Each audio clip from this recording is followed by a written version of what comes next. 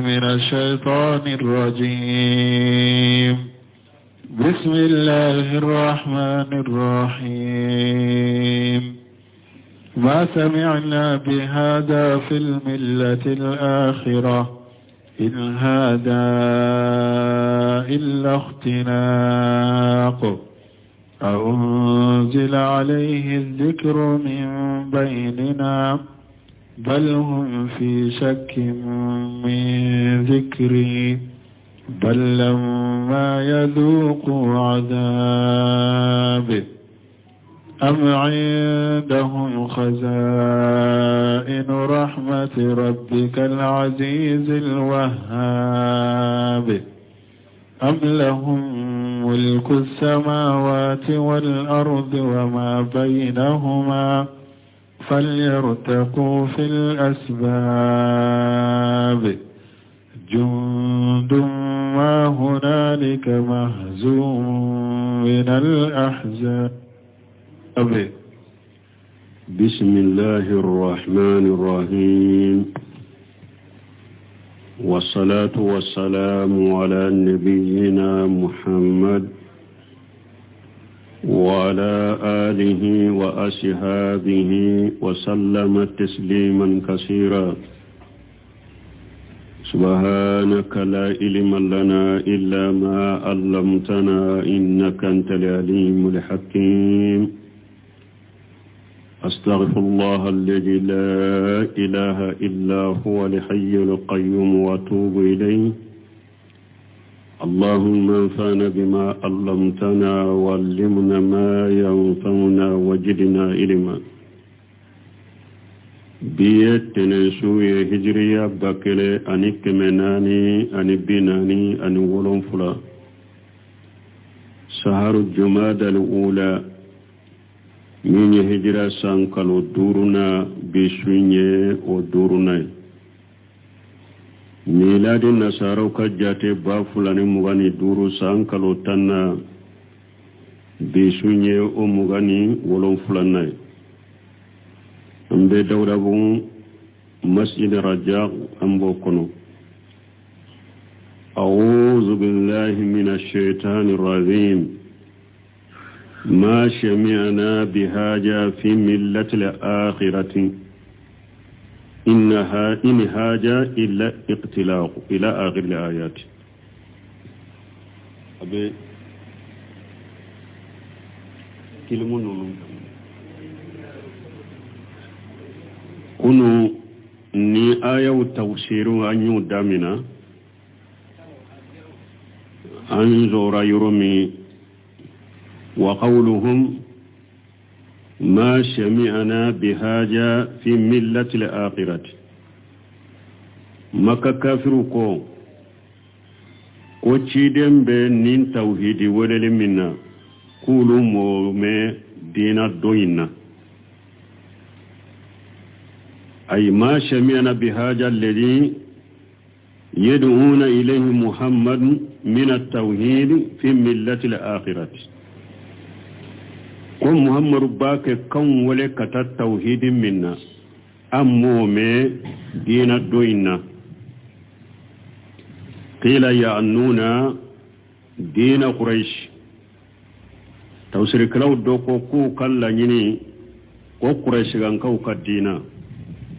قولوا ما التوحيد مئولا. وقيل يانون النصرانية دوكو كلا نيني مونيه كود دين الدوي كون نصر دينا. قالوا لو كان هذا القرآن حقا لأخبرتنا به نصارى كون نين قرآنات نتشيني كون نصارو تنبولو كبراناي مولا نيني ko cidem bake kulu wole kata tawhidi mema kulu mo medina doina o dina do tawsirkalaw doko o kambe quraish gankaw ka dina ma doko kambe nasara dina ma in haja illa ikhtilahum kadhibun wa tagharrus ko cidem fulani wolele minna ko foyte ningalonte anina ya tiga kunna kafo wuluka ala kelimte bato tawhid kuma min fulada ko foyte ningalonte na yafu ana ya tiga kunna kafu وقولهم ككما نوكو أنزل عليه الذكر من بيننا ukoya la qur'ana jigina ciden de ka awun to cela ya yani annahum yastawiduna taqshisahu bi injal alquran alayhi min bainihim kullihim lanyino bake kani keli janya ko cogodi ala be ciden doro kere kere ya ka qur'ana jigi aka ulute cela ka soro ma jigi mo shikani alete ko cogodi ci ala be ciden kere kere ya ulu be cela ka qur'ana jigi aleka ama jigi ulu toga uyoni keli janya كما قال في الآية الأخرى كم آية ألك آية وركنو لولا نزل هذا القرآن على رجل من قريتين عظيم آية وركنو مكة كافركو كو هري من قرآن تنكجي تشيدوكا دوغو فلاي مغبادوكا او دوغو فلاي نجمعي تائفة مغبادو تائفة كمغبادو وبه مكة كمغبادو ko har qur'ana tunka jigo ode ka atunka na jigo muhammadu ka uyannin ko ayawre kono kata ayal labala yujabi o yoro lalako ahum yaqsimuna rahmata rabbika nahnu qasamna bainahum ma'isatahum fil hayati dunya wa rafa'na ba'dahum fawqa ba'di darajat suratu zukhruf kono la yujabi alako yala wulude be al ettige ala ulu debe ittige ala kan nematila ne ala ide yere de ye ulu kanyana maya balon ukanyana maya jianyana maya la ukabalon ne ala de ya tila ulu nyogonche mana kuma la nyine munye ninne ala mu ka jianyana maya baloto yere bolon nu ba tila ne ala de ya tila ulu nyogonche ne ala bin ka dina de to bolowa ko ulu ko ke chogola ko di mugoma minyu jiya o teke o haru ka jiya nyana moya balo ne ala de ya tilawne nyogonje jankun ka dina warafana ba'dahu fawqa ba'di darajat awa nyu do korota u doka darajala u do daraja korota doka ne ala yo o ke ulu yereye u ka jiya nyana moya kono bon ne ala gun ka dina de to ulu bolo ko ulu badu yurla minyu jiya ولهذا نند قصو لما قالوا هذا الذي دل على جهلهم وقلة عقلهم ثم من وين فوق كما من بؤك الجاهلية يرانا أنوك حكي الدغيا في استبعادهم إنزال القرآن على الرسول من بينهم نو يقرآن جيلين كيلي جنيا تشيدن كتشيدن من بوچهلا ثم وين فوق nin komin fulene nyen nin kuma min fulene nabu uka jahiliya yiranna anuka hakili dogoya qala allah ta'ala alako uma ala min kortalenu bal hum fi shakk min zikri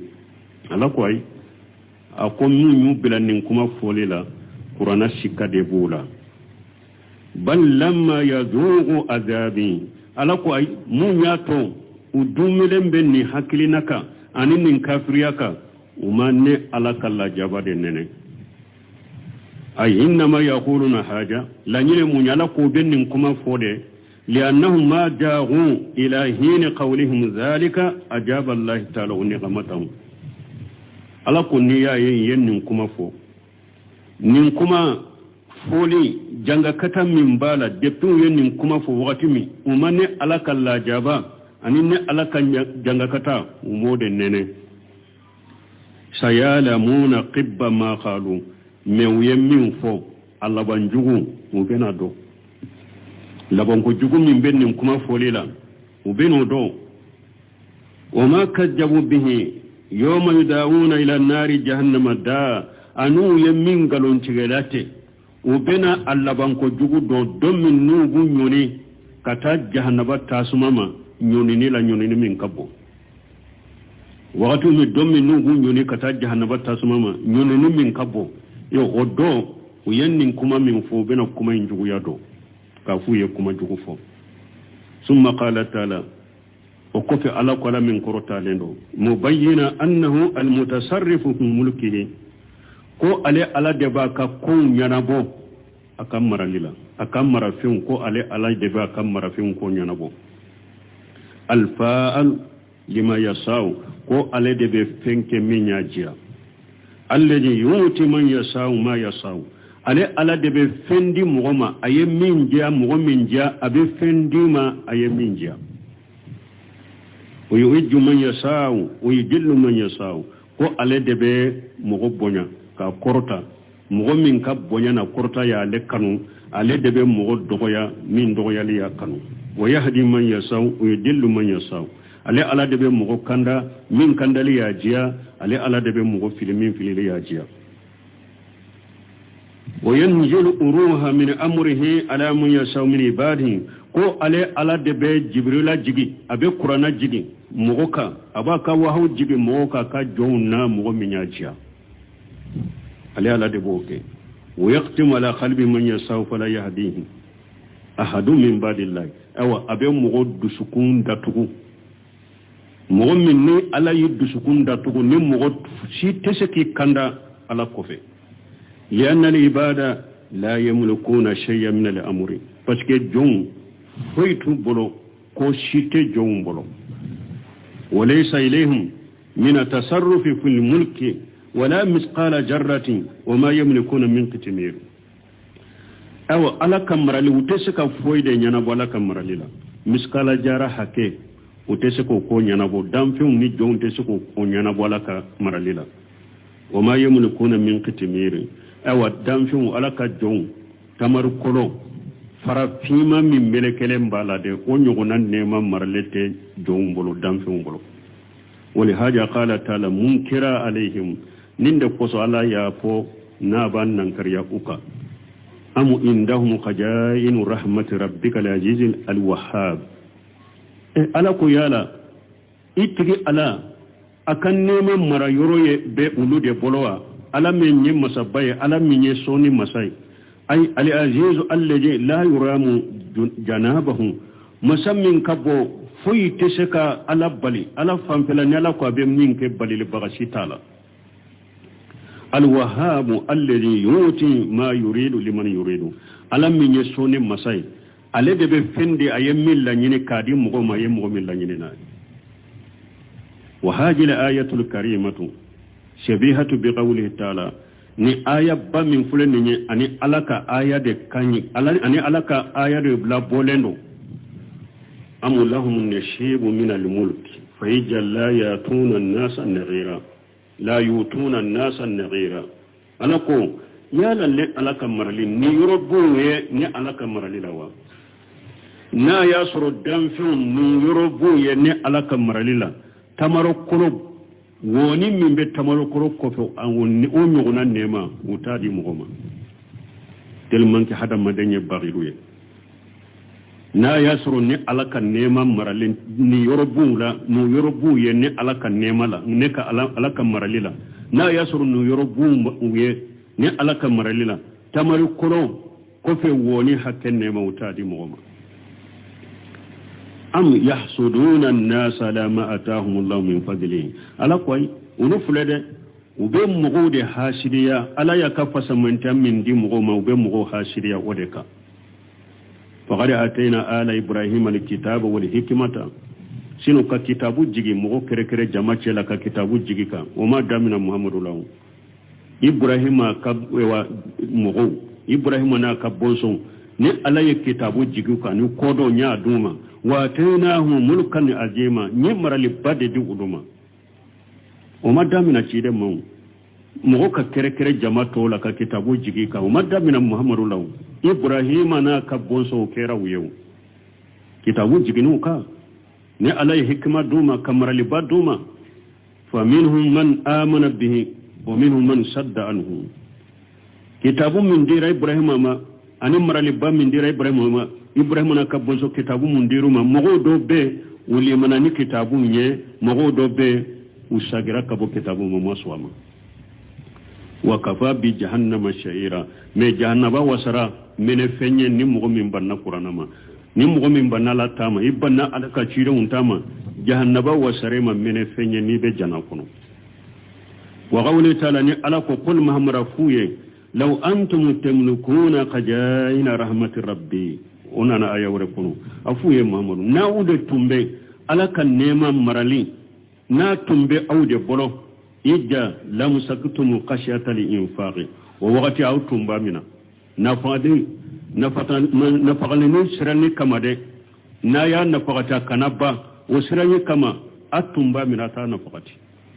wa kana li insanu qatura hada madenye baqilude tere mangele hada madenye tere mangele de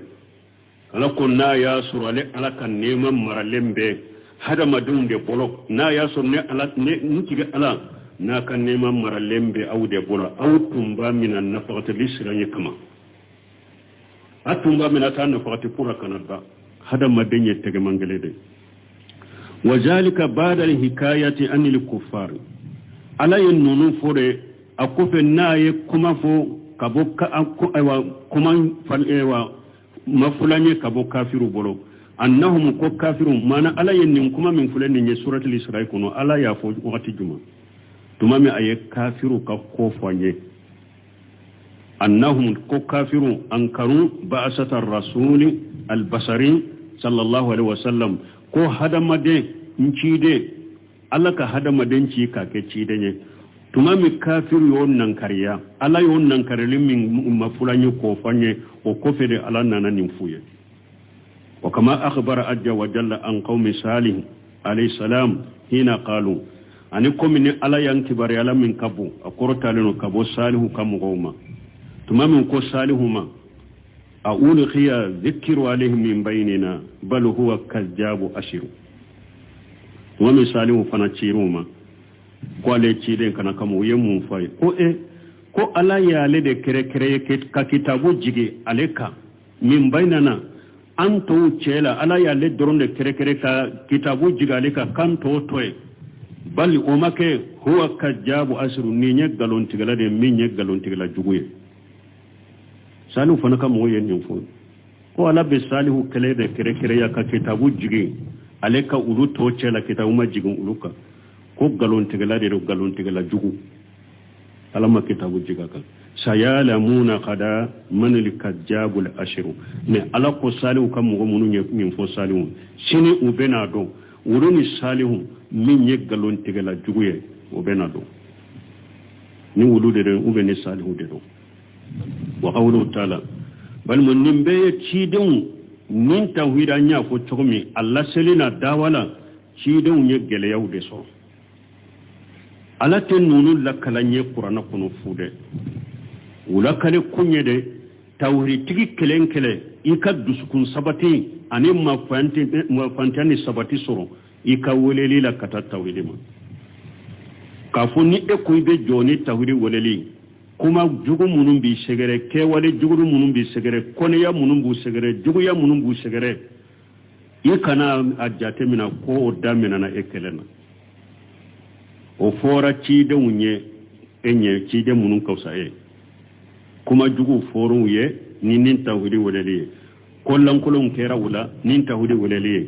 jugu ngalun dara wala nin tawhidi walali koni ya ni jugu ya ni besen koni ya ni hasiriya yu takku segere nin tawhidi walali bo ni e fana dora ni tawhidi ni o nyogon nya nyesira ima kana balila akana balila ikana dekuraje sabati iddu sukunga sabati ka tawhidi walelika ani fana kayirela o tawhidi tigun ala yulu kisi ujugu ma chogomi de ne fana iddu sukun kala si sabatira ala fana be fana kisi ka jugu law chogo kelendela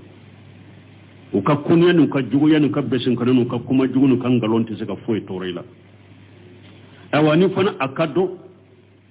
cide munun ye walelike kata tawhidi ma ala ye min ke ka jugu la ka janga kata min do ka jiya ka halani kin min do ka jiya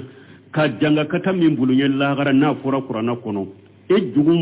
munu fana be tawhidi la hari sisa o ke kelon de be wulu fana ka Allah yene de munu ye tawhidi tugu jugu ya ka koronu ye kuma jugu fuye ninne ala mu toye chogomi awa tawhidi jugu be de ko fana te toye e ka wajuni mu munun temena nu ye tawhidi ko wajunu ye de ika hakili soro ika sagiko emin fana be woleli ke kata tawhidima tawhidi tigu munun temna ni ala yu deme cogo min sabatira tora de daruka kuma jugure furuye o ya munye ka sabata koro ala yu deme ala yu kisin ifana ka do nyogona biye la nyine o de nin kisaw folila wa qawlu ta'ala ni alako am lahum mulku samawati wal ardi wama bainahuma falyartaqu fil asbab ay in kana lahum dhalika alako no buye ko qur'ana tum manka jigi muhammadu doron manka kere ka qur'ana jigoka alako ni obuye falyashhadu fil asbab o kasraw min kayele kata sanfike qala adadu min al ulama don ka ba jata doko turqu samai fil asbab kore munye sanka basiraw o kas yere kata sanka basiraw lake summa qala ajja wa jalla o ko fala ko musammin ka ba kortan o kayele kata sanka ba o kasraw sanka ba kasraw min kayele kata sanka ba kore munye na ya soro buye nunu yenni kuma fo ko muhammadu keleman tum manka kere ya ka qur'ana jigo ka kulu toto ala ko nu obi uye nu go o kuma fo nu tafi o kake ka sanka ba shirawu minan ko yele ko ta sanka bala wa haw min be jigi kana muhammadu ko ka tige ni ulude shebala ni ulude taro no obi uye u ka ta sanfe ne man min be jigi muhammadu ka wa haw min be jigi o ka tige la nyino de nu shebola ka to tige ke جند ما هنالك مهجوم من الأحجاب أي هؤلاء الجند المكذبون على كل نجمع من فلن نيو يتشيدن قالون تغيا الذين هم في إجة وشقاق ونم بي ربنا لا أنك قرنا سوسو سيهجمون ويغلبون شيبنا شيئما وبنا كنيا شيدن بنا شيئما كو كنيا وتسن ندينا لا ويكبتون كما كبت الذين من قبلهم وبدغيا كم مغمون تمنا ونينو جورا تشيدو نيكا جورا تاوديني ولو دغيا راتشومي نونو فنا بنا دغيا وتشغودلا من الاحجاب المكذبين جماع لا جماع منوني تشيدو غالون تيغيا وهذه الايه كقوله ني ايه بكم الككما ام يقولون نحن جميع منتصر ya la kafiru bake ka fodewa ko an ye jama bade ambe nyogon deme mamadou tesawuna tawdi tigu tesawuna an ye jama bade ambe nyogon deme ambe nyogon defa wo ko ayawre ko ala ko sayuhu jamuni jam wa yuwalluna dubura ewa ala ko ma ko ka jama min fulen ni shebe na ke awma aba koji kabuli tawdi tigu bena she awna ubena she awla aba kodi kabuli wa kana jalika yawm badr ho kera badr do dre o kera badr do badr ba kele nyogo na de bora makka kafiru unu kala be fana ha unu kala be kele minan da falende bu bolo unu kala be che faridama makka mu ba be de bora unu ka jom muso munu be donkile dawye o fasada puru tasuma kadu ka farila setane kadu ka farula ka funteni tumamu bora badru do aya sura abu sufyan ni marasandi side tumbe bo sami kana uya ko chire nye ko abu sufyan non kurashi kan ka marasandi sibena nafulo ba chide ko an ka hakke de bu no fe ulu de kera sababu kaumbo makka anyanka nafulo to bolo hakke be an fana ye an ka tasi joanye nin na fulo min babulan kan minan kana na madina ala yo daga ne kino se ba maboni kele yo kiden ku ka bode kata jowne kan na fulo inde mina awa boli fana mo bulalu ko swadela ni min be boy ka boni min mabo kelete ambe tan na fulo inde mina kana wo mo bora woni labbe yere mata kele yere kama uno bora ku beta marsande mina kana mabo kele yere kama me do tara fo abu sufyan ko muhammadu na ka jamana na joyne de sirala de ni bora ni siraye dorobe ube na fule mina tuma abu sufyan yo o me aye ci bila katam makka ko aye bode aka marasandi sina kan na fulo aka defa de nyame ko muhammadu tara joyne da na ka mo aye ci na tim makka kan fo makkan kawye me o ko abu sufyan yere hakili soro atumbe na ni siram minye muhammadu na ka jama rajo yormi aye sira fara ka sira wereta kana makka tumami asurunyana makka makala ayado akisira ayechi bila kata o ya sura abu jahali ni jama bora ayechi bila katuma akwaye sagi marsandisi kisira ne sira fara abu jahali kwante sagi ambe tabadiri kenede ka an ka musu kan fasata ka donkili da arabu na do ko mo bora ani jama taro de kama majjade ciden na ka sebo mo keme saban nyono mo keme sabani tani saban nyono nunu me bakele nyono na unu kalabe minye mo keme sabani tani saban hari nyame u ka nyame u da fale to tumbe nyono fale nyame u yelela ne yelela ne segena ebe jigini be yele ube mo fula be nyame kelenka so fula nyono de tungugul kele mina te kele yelenka fe yerete utaraw de la mabbe ala ya latige kele ka ke unu nyogon cheya a dɔw ye kafiru faga parce que limaniya bɛ ala ɲɛ siranya bɛ ciden batoli bɛ dɛmɛ sababu sabatilen b'u bolo ala bɛ hadamaden dɛmɛ silamɛw dɛmɛ ko a ka jamakulu dɛmɛ ni sababu minnu ye u dafalen tun b'u bolo ye a dɔn ala y'u dɛmɛ u ye kafiru faga denmisɛn fitininw de taara yɛlɛ abu jahali disi ka kunkolo tigɛ ka na n'a ye ciden fɛ a ko haja min firawuna hajil umma a ko ni manton ka firawuna filɛnin de denmisɛn fitininw de taara kunkolo tigɛ a dɔn makka du si tɛ ni dusukasi ma don a la parce que ka mɔgɔbaw dama de bɔra du si ma sɔrɔ makka a dɔn badiri dɔn ni dusukasi ma don a la o y'a ye o y'a sɔrɔ ni jama min ye ala ko ni jama se bɛna kɛ aw la a bɛ boli ka fɔ de a kɛra badiri dɔn mɔgɔ de bɛ se nin tawhidi la mɔgɔ mɔgɔ n'i ma fara tawhidi la i ma fara tawhidi mɔgɔ la depuis diɲɛ kɔnɔ ala b'i disi fara n'i ma tuubi i b'a tɔ sɔrɔ ɲɛ lahara ye ninnu fɔ kun y'o de ye ala t'a ka lahiru wuli de koyi ala t'a ka lahiru wuli badiri dɔw kɛra u y'o ko di u bɔli la yawma badiri bal sa'atu maw'idihum wa sa'atu adha wa amaru ala ko kafiru a ko yawmal qiyamah de y'u ka rendez-vous ye awa yawmal qiyamah fana ka kon u sirannen do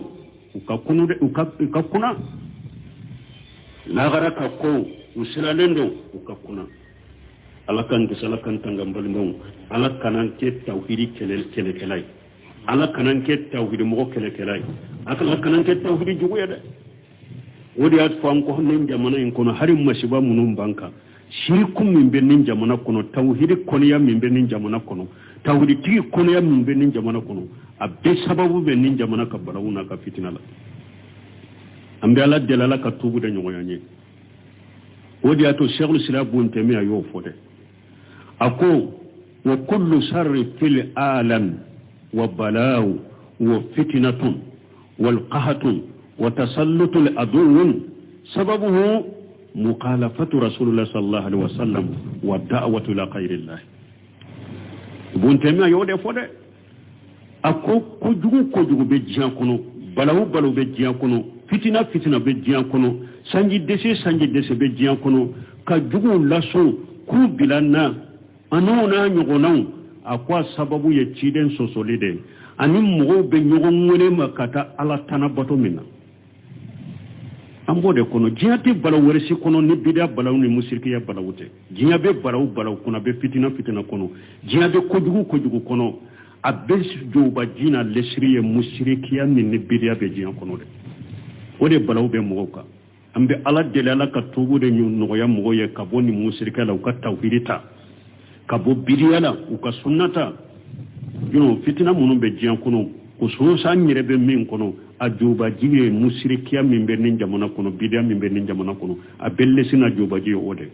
inna allaha la yukhayyiru ma bi qawmin hatta yukhayyiru ma bi anfusihim n'an b'a fɔ k'a yɛlɛma fana faamaw b'u ka seko kɛ dɛ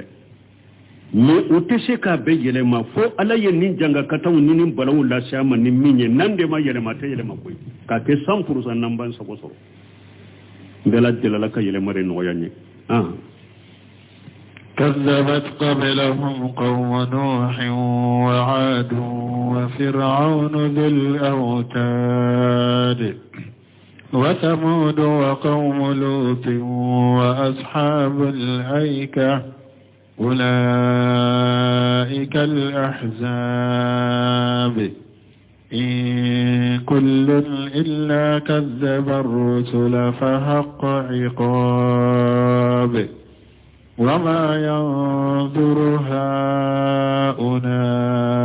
إلا صيحة واحدة ما لها من فواق فقالوا ربنا عجل لنا قطنا قبل يوم الحساب كذبت قبلهم قوم نوح وعاد وفرعون ذي الأوتاد ألقوا نوح كم وينوح قالوا انت يا مكة كافرون عادقان كم ويهودا قالوا انت يا مكة كافرون فرعون ale min ni abi lajaba ni ewa fewnde ba bolo na abi bolo genge yamfe ki bolo do genge yamfe ki shen genge yamfe ka se do genge yamfe ki fa ko chokola ki pani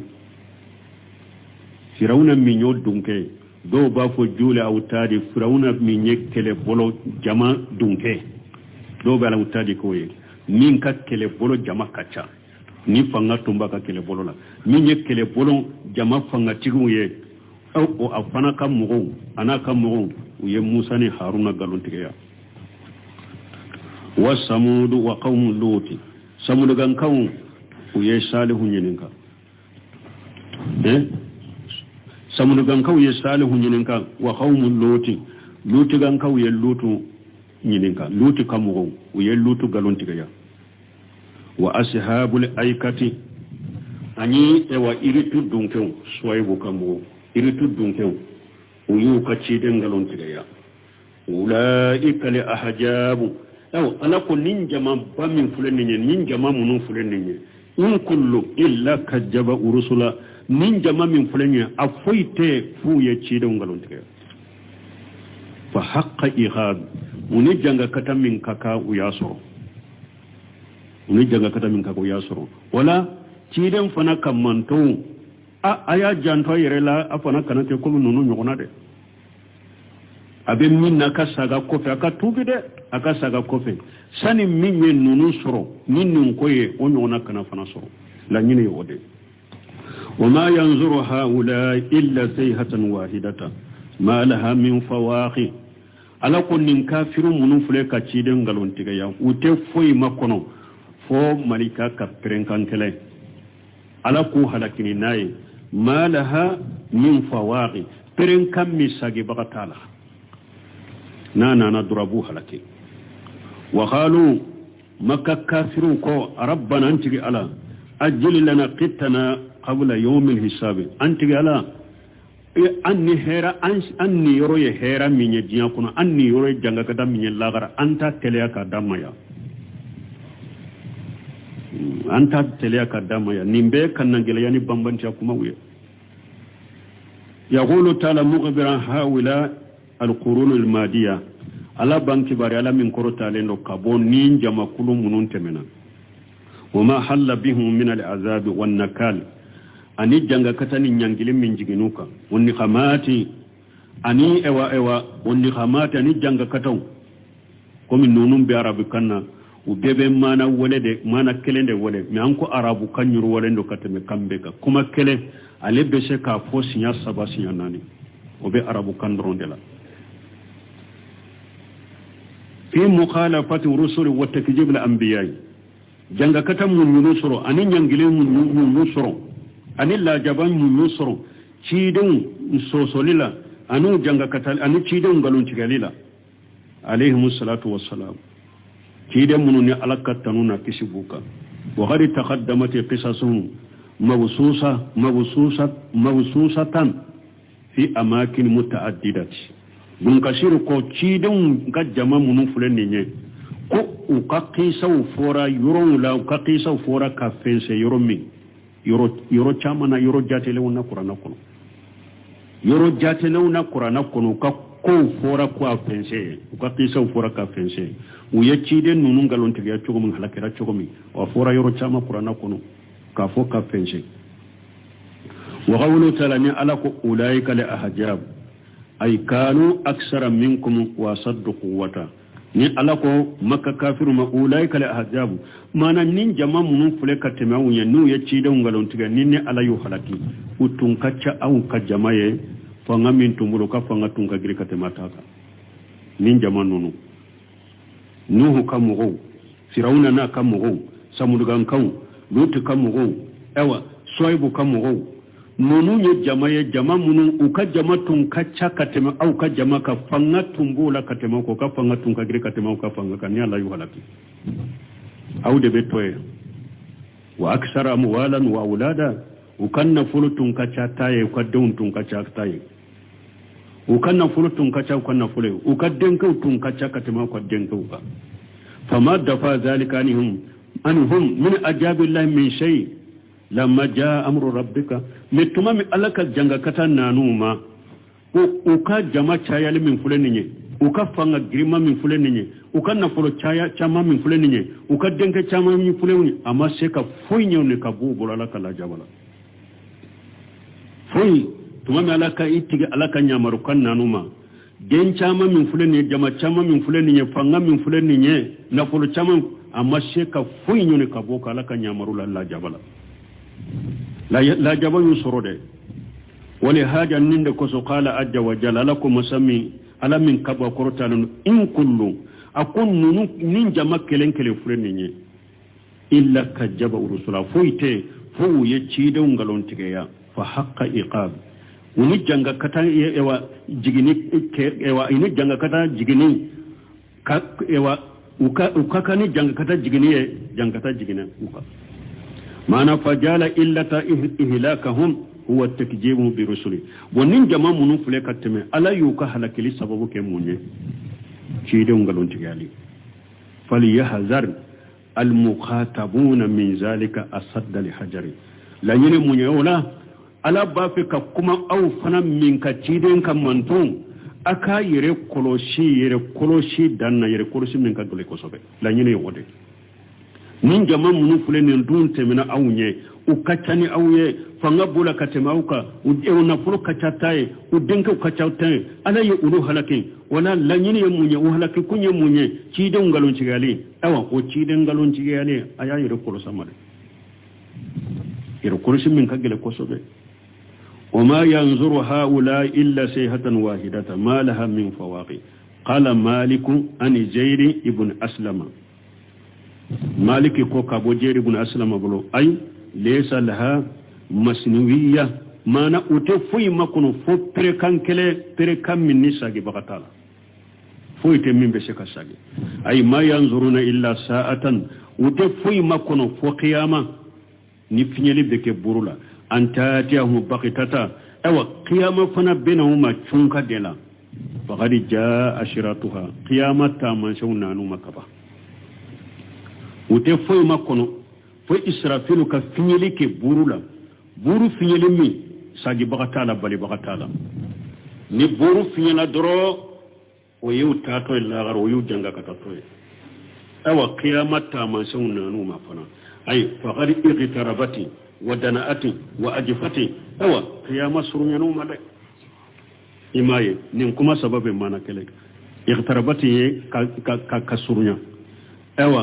dana'ati ka gerela wa ajfati ka gerela abe mana kele wa hadhihi shayhatu bunkasiri kon nim peren kam min fulen nye hiya nafqatul fajr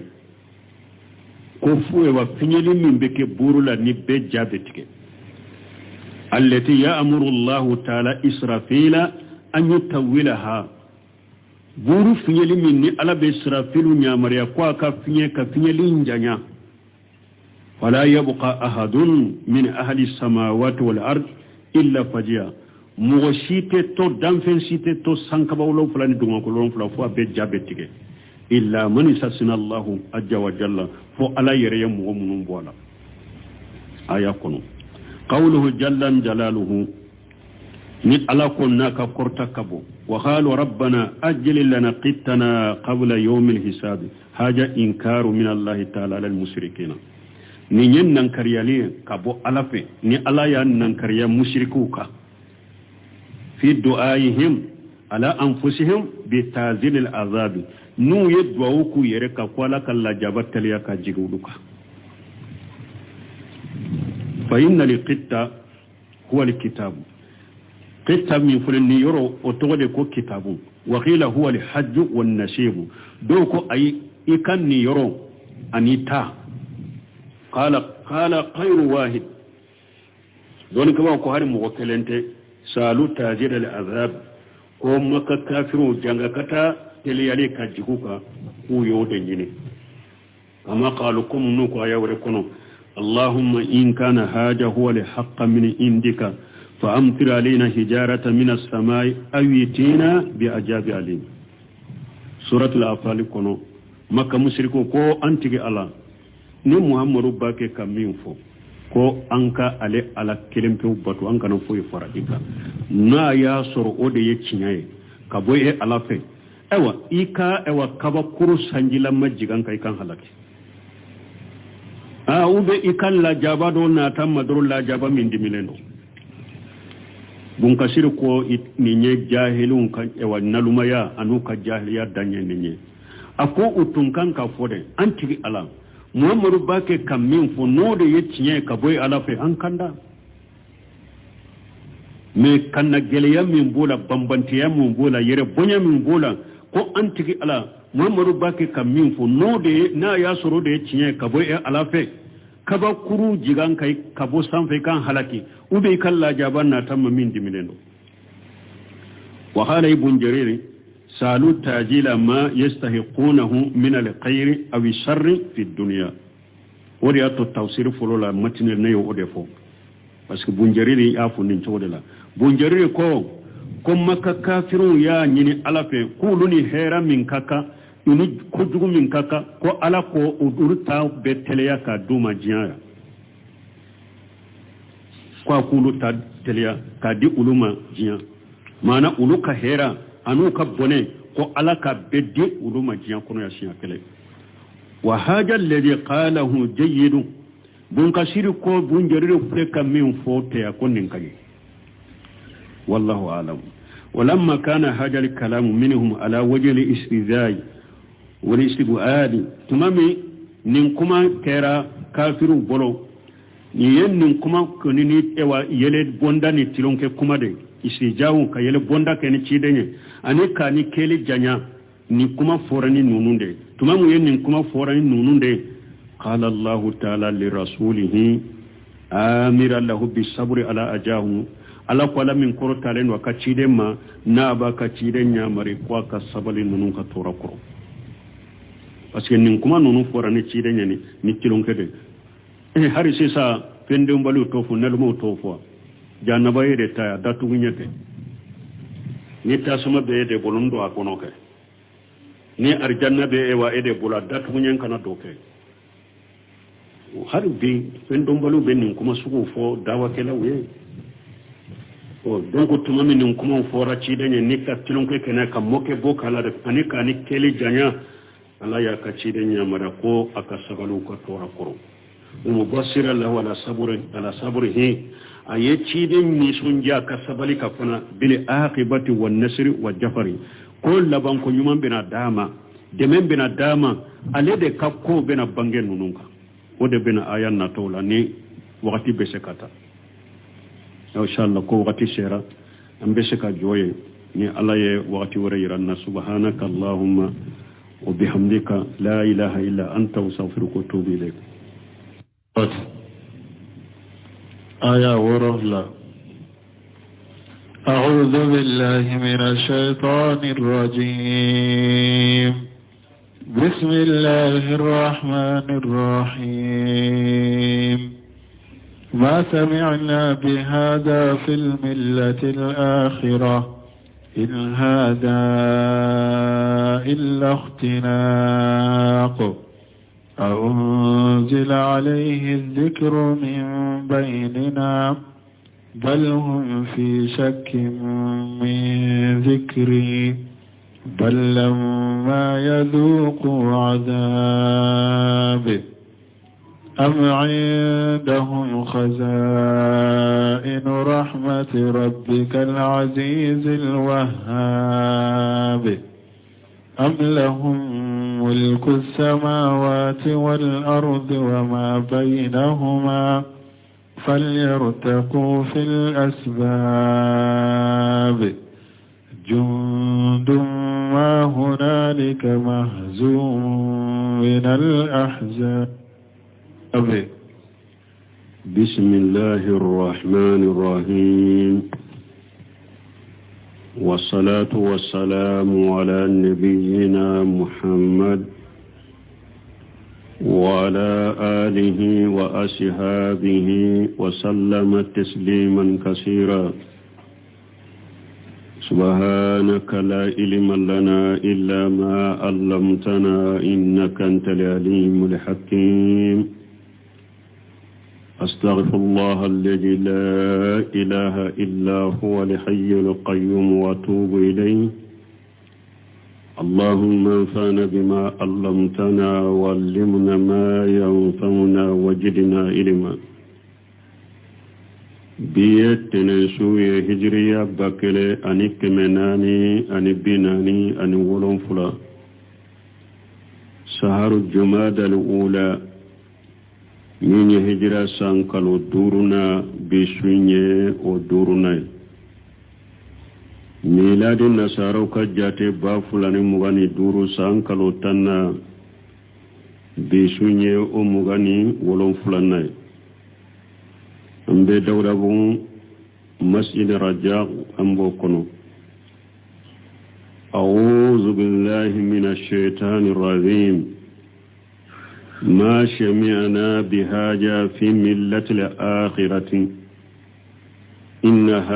هاجة إلا اقتلاق إلى آخر الآيات. أبي كلمون kunu ni ayaw tawsiru anyu damina anzora yurumi wa qawluhum ma shami'ana bihaja fi millati al-akhirati. Maka kafiru ko ciden be nin tawhidi welele minna kulu mo me dina doyina أي ما شمعنا بهذا الذي يدعون إليه محمد من التوحيد في ملة الآخرة. قم محمد باك كون ولك التوحيد منا أمو مي دين الدوين قيل يعنون دين قريش توسر كلاو دوكو كو كلا نيني وقريش غنكو كالدينا قولوا ما التوحيد ميقولا. وقيل يانون النصرانية دوكو كلا نيني مونيه كو دين الدوين كو نصر دينا. قالوا لو كان هذا القرآن حقا لأخبرتنا به نصارى كون نيو قرآن تنيتشيه كون نصارى تندلو كبرانايه والله نيني ko ciden bake kulu wole kata tawhidi mima kulu mo medina doina o dina do tawsir kala do ko o kambe quraish ganka o kadina ma do ko kambe nasara dina ma in haja illa ikhtilahum kadhibun wa tagharrus. Ko ciden fulen ni wolele minna ko foyte nin galonte ani na ya tiga kunna kafo wuluka ala kelimte bato tawhid kuma min fulada ko foyte ningalonte na yafu ana ya tiga kunna kafu wa qawluhum kakuma nuko a unzila alayhi dhikru min bainina ko yala qur'ana jigina ciden de ka awun to cela ya annahum yastawiduna taqshisahu bi injal alqur'ani alayhi min bainihim kullihim. Lañino bake kani keli janya ko cogodi ala be ciden doro kere kereya ka qur'ana jigi aka ulute cela ka soro ma jigi mo shikani alede ko cogodi ci ala be ciden kerekereya ulu beccela ka qur'ana jigi aleka ama jigi ulu toga uyoni keli janya kama qala fil ayati al-ukhra kumni ayako alako ayawre kono laula nuzila hadha al-qur'an ala rajul min qaryatayn azim ayawre kono makka kafiru ko hari nun qur'ana tunka jigi ceedo ka dugu fulay mugobado ka o dugu fulay nye jumay taifa mugobado taifa ka mugobado ube makka ka mugobado ko hari qur'ana tunka jigu ode ka atunka na jigu muhammadu ka uyenni ko ayawre kono kata aya labala yujabi o yoro lalako ahum yaqsimuna rahmata rabbika nahnu qasamna bainahum ma'isatahum fil hayati dunya wa rafa'na ba'dahum fawqa ba'di darajat suratu jumruf kono la yujabi alako yala wulude be al ettige ala ulude be ittige ala kan nematila ne alay de yere de ye ulu kanyana maya